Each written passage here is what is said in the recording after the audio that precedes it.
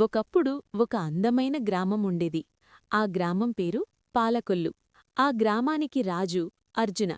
ఆయన చాలా న్యాయంగా పాలించేవాడు. కాని ఆయనకు ఒక బాధ ఉండేది. గ్రామంలోని పిల్లలు చదువుకోకపోవడం. ఆ గ్రామంలో ఒక చిన్న బాలుడుండేవాడు. అతని పేరు గణేష్. గణేష్ చాలా తెలివైనవాడు, కాని పేదవాడు. పాఠశాలకు వెళ్లడం కంటే పనులు చేయడం ఎక్కువగా చేసేవాడు. ఒకరోజు రాజు గ్రామానికి వచ్చి ప్రజల పరిస్థితి చూశాడు. పిల్లలు చదువుకోకపోవడం చూసి బాధపడ్డాడు. అప్పుడు గణేష్ను చూసి అడిగాడు, "నువ్వు ఎందుకు పాఠశాలకు వెళ్లడం లేదు?"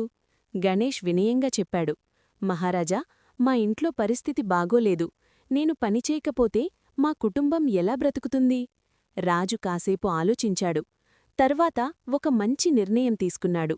గ్రామంలో ఒక ఉచిత పాఠశాలను ప్రారంభించాడు. చదువుకునే పిల్లలకు ఆహారం, పుస్తకాలు కూడా ఇచ్చేలా చేశాడు. గణేష్ కూడా ఆ పాఠశాలకు వెళ్లడం ప్రారంభించాడు. కష్టపడి చదివి కొన్నేళ్లలో పెద్ద పండితుడయ్యాడు. తర్వాత అదే గ్రామానికి గురువుగా మారి మరెంతోమందికి విద్యను నేర్పించాడు. ఆ గ్రామం పాలకొల్లు కూడా మారిపోయింది. అందరూ చదువుకొని మంచి స్థితికి చేరుకున్నారు. నీతి, మొరల్: విద్య మన జీవితాన్ని మార్చే గొప్ప ఆయుధం. చదువు ఉంటేనే భవిష్యత్తు వెలుగుగా మారుతుంది.